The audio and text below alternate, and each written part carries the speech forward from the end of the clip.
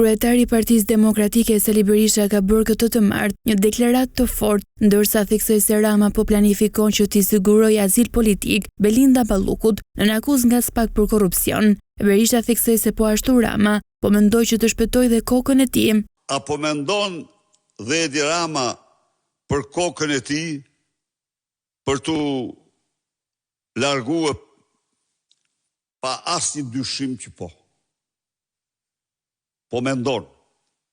Dhe unë po e ndjek dhe opozita është e gatshme dhe i bën thirrje vendeve me të cilat Shqipëria ka marrëdhënie të refuzojnë çdo kërkesë për azil politik të cilit do qeveritar apo politikan shqiptar. Kreu i Demokratëve gjatë konferencës për shtyp akuzoi qeverinë se po rikthen survejimin e qytetarëve, duke krahasuar me periudhën e diktaturës komuniste. 24 orë mbi 24 orë çdo bisedë që bëhej nga qytetarët që uleshin në ato trotuare, anësor trotuarve, ose në stola, ose në parqe.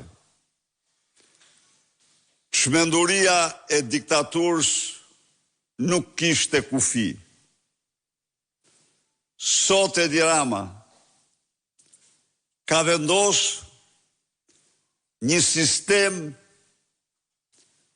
edhe më të thellë, edhe më të plot, survejimi se ai që ekzistonte në diktaturë.